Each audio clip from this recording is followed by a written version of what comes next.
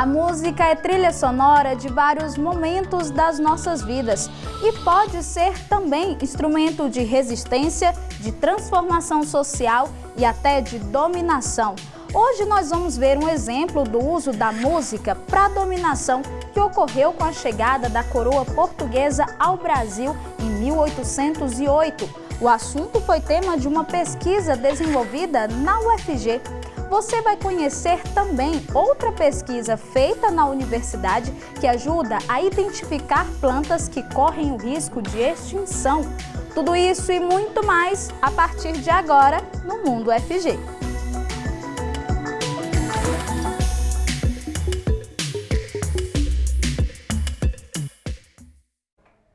Olá, seja muito bem-vindo e bem-vinda ao programa de hoje.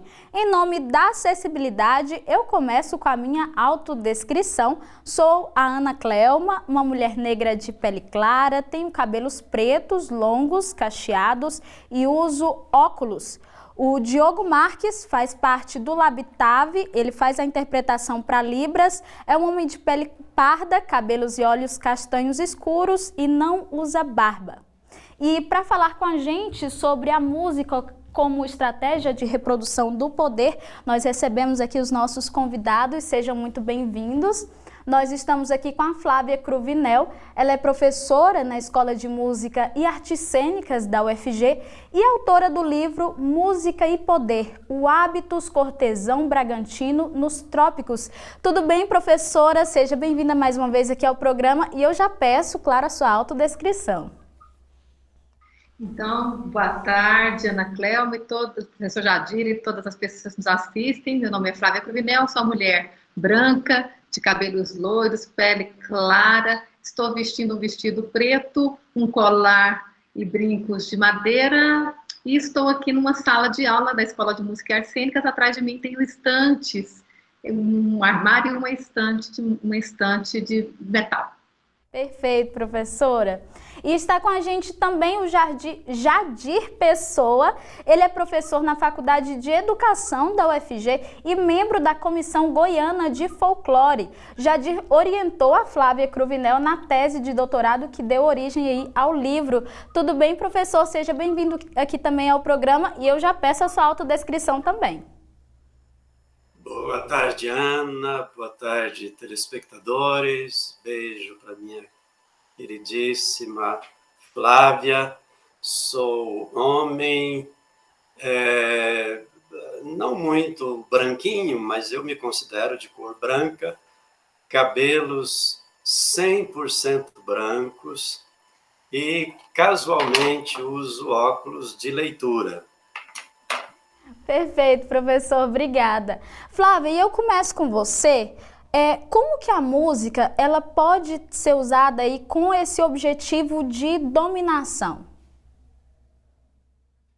Então, Ana, o meu trabalho tem a ver com a investigação de quando a família real chega no Brasil e através dessa chegada, a partir de uma nova configuração social existente no Brasil, então a dominação é cultural, né? E, obviamente, a música faz parte desse universo. Então, a partir dos repertórios, a partir das músicas, da configuração, se é banda, se é orquestra, se é ópera, se é congada. Então, a partir do gosto, né, implementado por uma elite, né? Então, há uma dominação. Então, existe uma música que é a música oficial e que é a música valorizada por essa, vamos dizer assim, pela autoridade máxima que está ali comandando aquela sociedade. Então, a música e cultura ela é usada a partir exatamente desse arbitrário cultural, né? Onde a classe social que domina, ela que impõe os padrões culturais legítimos, né, de uma forma oficiada, né, mas nem sempre legitimada pelo povo.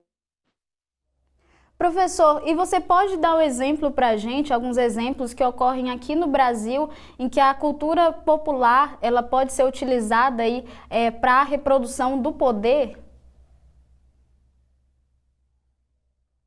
Seu microfone, professor. Professor? Você está ouvindo a gente? Aí, agora sim. Agora estamos te ouvindo.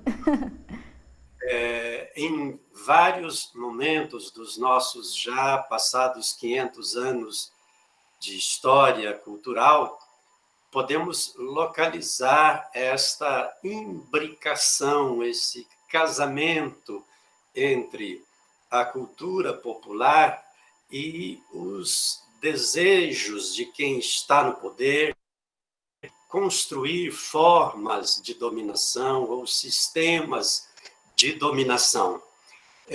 Vou dar um exemplo mais recente, que é fácil para todo mundo entender. O Gustavo Alonso, um pesquisador, lançou recentemente, não muito recentemente, mas na última década, um livro sobre a música sertaneja da segunda metade do século XX, principalmente.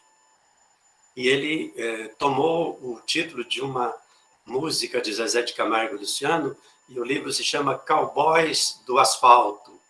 Neste livro ele mostra claramente como que, na ditadura militar, os dominantes, a elite dominante, usou enormemente a música sertaneja, que era a música caipira, vinda dos rincões e trazida para o disco, para o convívio urbano industrial, e isso foi muito usado como forma de legitimação do poder militar. Vide, só para, se alguém quiser conferir, toda a trajetória de uma dupla chamada Dom e Ravel, né, que cantavam as glórias do governo militar daquela época.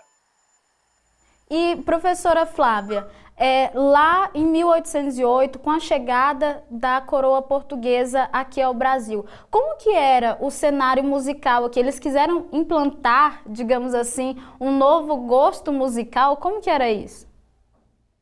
Então, antes da família real chegar ao Brasil, a música era uma música voltada praticamente para o ofício religioso, né?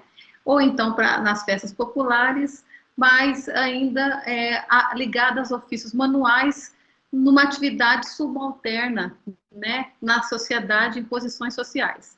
Obviamente, desde o período clássico, o músico se torna profissional e as artes musicais, vamos dizer assim, passa a ter um respeito, né, a partir dos músicos chamados músicos profissionais. Então, a partir da chegada da família real, se cria uma cena musical, né?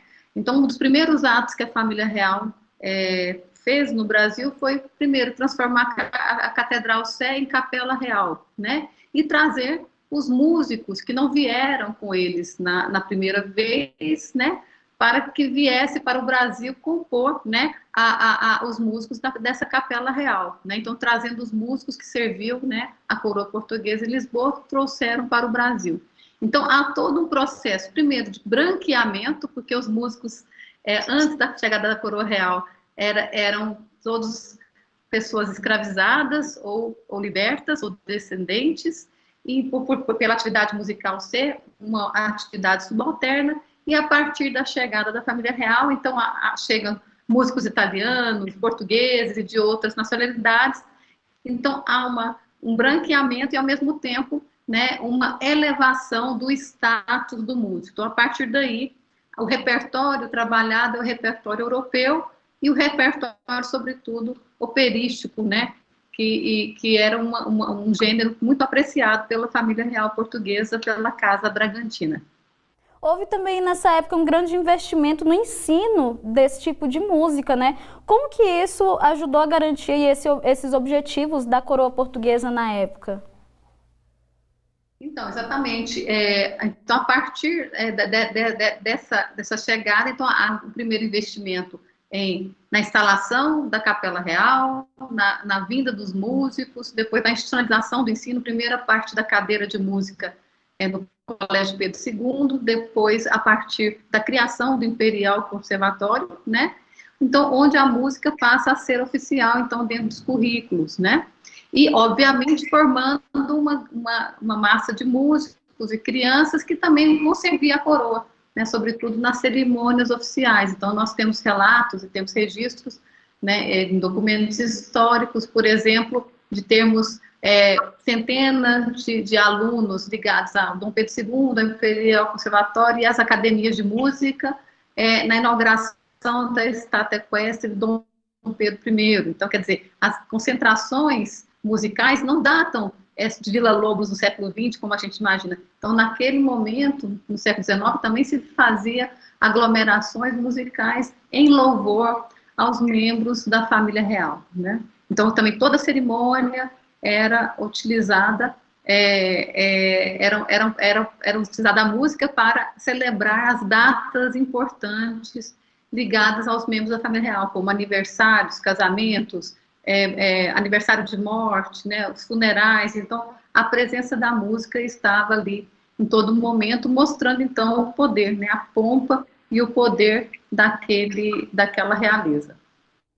E, Jadir, a gente falou aqui dos exemplos da música sendo utilizada, da cultura popular, né, como um todo, sendo utilizada como elemento aí de dominação, né, como essa estratégia. Agora, ela também pode ser utilizada como estratégia de resistência, né? A gente tem o exemplo aí do tropicalismo. Você pode falar um pouco para a gente sobre isso e até citar outros exemplos também? Nós temos, sim,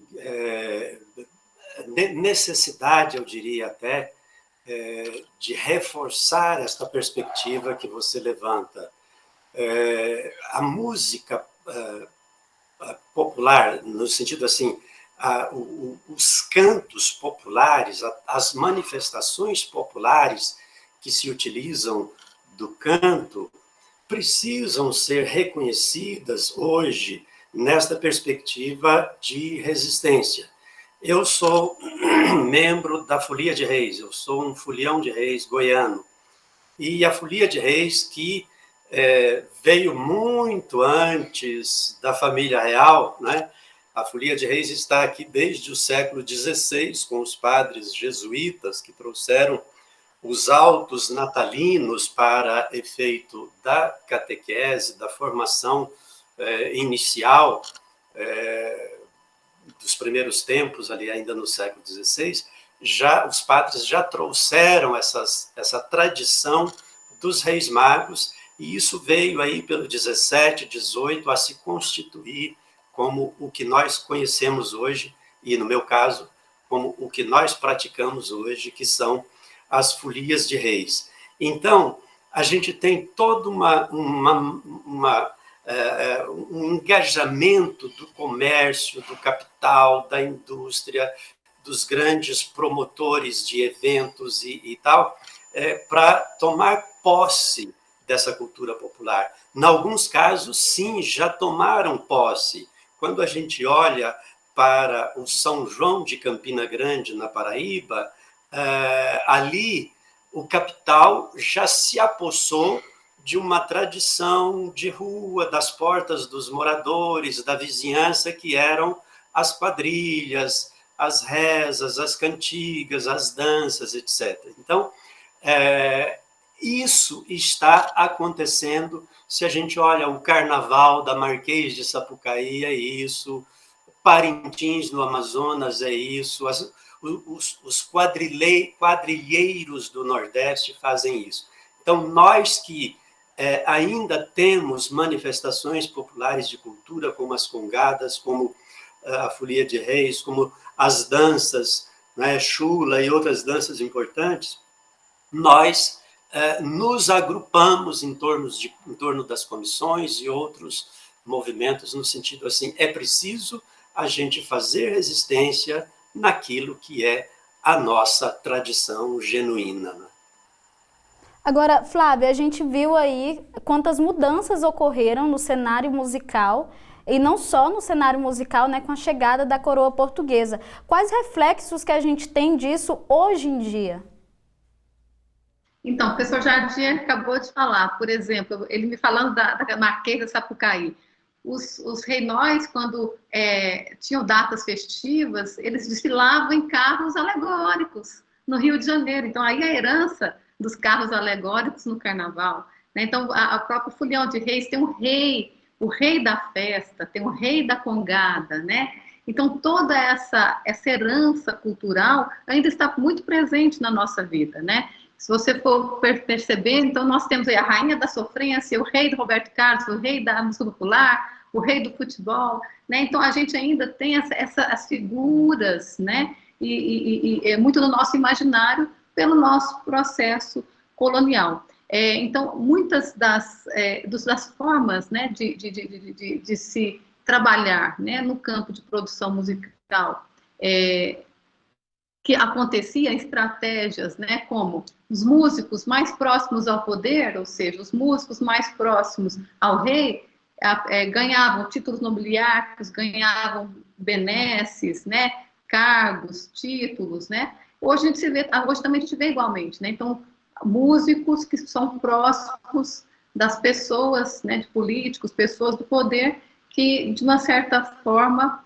passam a ter, né, benesses, usufruir dessa relação, né, com o poder, né? Então, a gente percebe muito ainda, obviamente, toda a nossa herança cultural está muito ainda atrelada ao nosso passado, que ainda permanece ressonante, né, nesse presente momento. O que acontece é que hoje nós estamos rompendo uma cultura clássica, né, uma cultura hegemônica, uma cultura, ou seja, modelos culturais instituídos pelo processo de colonização, e hoje nós trabalhamos, então, a questão da diversidade cultural, onde a cultura e as manifestações artísticas e culturais não têm hierarquia, não têm valoração, são todas válidas e todas expressam povos e culturas diferentes. Certinho. Bom, eu quero aqui agradecer a presença de vocês.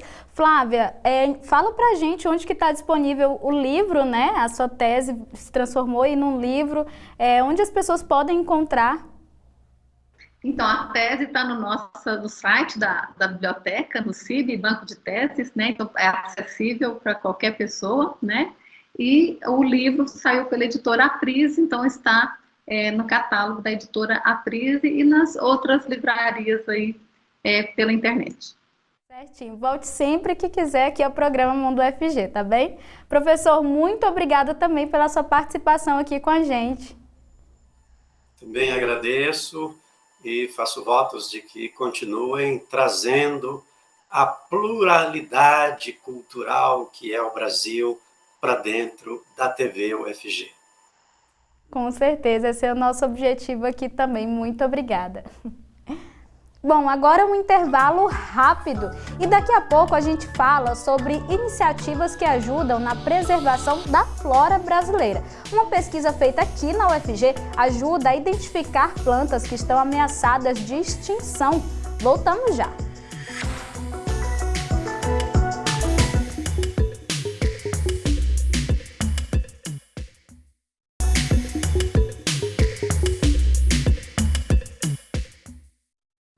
Estamos de volta. Participe com a gente pelo 629-9181-1406 no WhatsApp ou então pela transmissão nas redes sociais da TV. Agora quem faz a interpretação para Libras é o Diego Barbosa. O professor é coordenador do Labitave, ele é um homem de pele clara, cabelos e olhos castanhos e tem barba cheia. Uma pesquisa desenvolvida na UFG ajuda a identificar espécies de plantas ameaçadas de extinção. Os dados são preocupantes. Das mais de 4.000 espécies analisadas, metade correm o risco de não existirem mais nos próximos anos. A matéria é de Gustavo Soares. A pesquisa de doutorado desenvolveu métodos que facilitam a identificação de plantas que têm riscos de extinção. Os critérios considerados para a seleção dessas espécies são o modo como as plantas estão distribuídas e a quantidade dessas espécies na natureza. Bruno Ribeiro, doutor pelo programa de pós-graduação do Instituto de Ciências Biológicas da UFG e autor da tese, explica as medidas de preservação. A identificação de uma espécie ameaçada ela é o primeiro passo importante, como identificar uma pessoa doente, por exemplo, né? Então, precisa identificar a doença para que a pessoa possa ser tratada.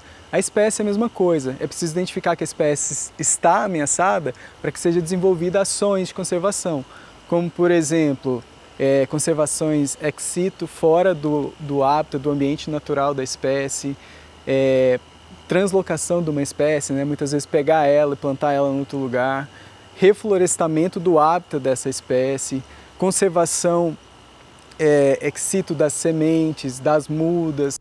Outra alternativa de preservação é garantir que o habitat natural da espécie aumente por meio de plantações longe de ameaças.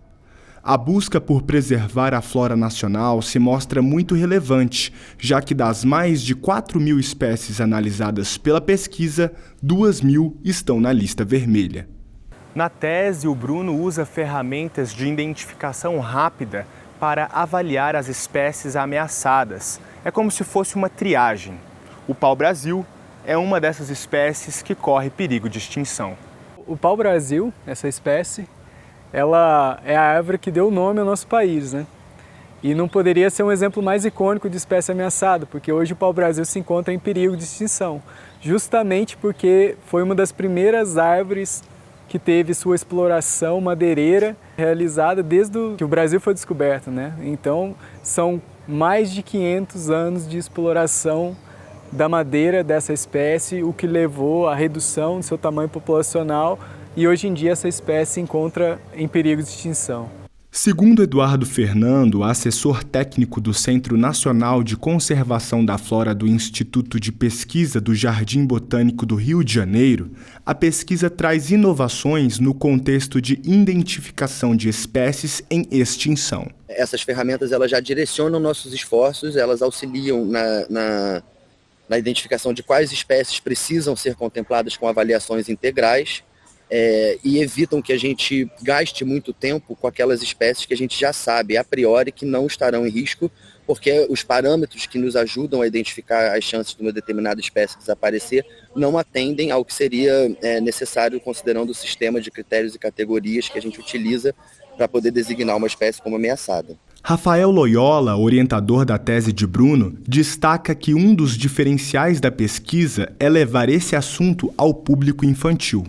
O ponto interessante, divertido de fazer o doutorado ou uma pós-graduação é que ideias não faltam, né? Elas vão aparecendo à medida que a tese vai sendo desenvolvida e cada hora tem um ângulozinho para explorar uma coisa diferente. O Bruno é pai, eu também, a Milena é mãe, e a gente obviamente tinha uma preocupação como é que a gente explica isso para as crianças, né? Como é que a gente conversa em casa, e de conversas desse tipo veio uma ideia de por que a gente não faz um artigo para crianças, né? Traduzindo um pouco do que está sendo feito. Então, assim, não era nada planejado, mas nessa conversa do cafezinho que a gente tinha na fase pré-pandemia, que essas coisas surgiam, e daí veio a ideia desses 2 artigos mais gerais, que não são estritamente científicos, não são para um público científico, são para um público que tem interesse nisso e que precisa de informações desse tipo, mas que normalmente é negligenciado nas teses de doutorado da universidade. E chegou a hora de viajarmos pelo mundo da leitura com as dicas de publicações da editora UFG. Olá para você que acompanha o Mundo UFG, como vai? Tudo bem? Eu sou Gustavo Soares e chegou o momento de eu te sugerir os melhores títulos publicados pela editora UFG, a melhor editora de todos os tempos. Bom, a primeira das 3 indicações de hoje é um itinerário de viajantes, Caminhos de Goiás, da construção da decadência aos limites da modernidade. O livro percorre Goiás do século XIX e questiona as representações da pobreza e decadência em negação à história do Estado. Um ensaio que eminentemente é uma crítica historiográfica, revisão de um paradigma na compreensão na história goiana. Seguimos para um livro que discute corpo, movimento e cultura. Corpo Limiar e Encruzilhadas, processo de criação na dança, de Renata de Lima Silva. Articulando pesquisa acadêmica, experiência artística e história pessoal, a autora propõe uma discussão sobre uma corporeidade que é elaborada por manifestações culturais fundidas a parâmetros da dança contemporânea. E para encerrar o quadro de hoje, trazemos Discutindo Histórias da Historiografia Brasileira, uma abordagem analítica, de Rogério Chaves da Silva. Apresentado como um balanço e análise crítica da historiografia brasileira, o livro expõe uma reflexão sobre os diferentes tipos de história, a multiplicação dos questionamentos sobre os diversos e sobrepostos contextos. Quer saber mais sobre esses e outros livros? Acesse editora.ufg.br. Aproveite a leitura e até mais! Quer entender qual é a relação entre o capitalismo e a manipulação do desejo? O evento realizado hoje vai discutir o assunto a partir da visão da psicanálise. Vamos saber mais detalhes agora com a Ana Luísa Peixoto.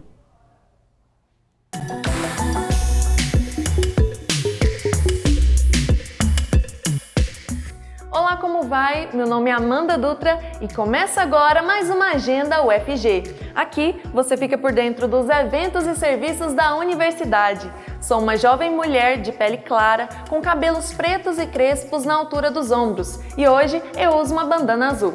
Estou em um corredor de um prédio da UFG com janelas de vidro dos dois lados. Vem aí a 9ª Olimpíada de Empreendedorismo Universitário. O evento, promovido anualmente pela Pró-Reitoria de Pesquisa e Inovação da UFG, tem o objetivo de descobrir jovens com talento e aptidão empreendedora, estimulando a curiosidade científica e incentivando o desenvolvimento de projetos com potencial de mercado. A 9ª Olimpíada vai ser inteiramente online. Podem participar estudantes que estejam regularmente matriculados em cursos de graduação ou pós-graduação. As inscrições vão até o dia 3 de outubro, às 3 horas da tarde, por meio de um formulário eletrônico. Para encontrar esse formulário e mais informações, acesse sei.ufg.br. E amanhã ocorre a 5ª edição da Feira Interinstitucional Agroecológica. Esse projeto de extensão é realizado pela UFG em parceria com o Instituto Federal de Goiás e o Instituto Federal Goiano. A feira pretende promover a segurança alimentar e nutricional do campo para a cidade, além de gerar renda para as comunidades e estimular a agricultura familiar de base ecológica em Goiás. Os horários e locais variam no decorrer do dia. Para saber mais, acesse o site proec.ufg.br. E se você gosta de uma boa conversa, assista ao programa Lattes Mas Não Morde. Ele é apresentado pelos professores Anselmo Pessoa e Lisandro Nogueira e é exibido aos sábados, às 3 da tarde na TV UFG ou no canal do SEB UFG no YouTube. Na edição do próximo sábado, o programa recebe o professor doutor Daniel de Lima Araújo, do ramo da Engenharia Civil. E eu me despeço por aqui, essa foi a agenda de hoje. Continue acompanhando a nossa programação e até mais!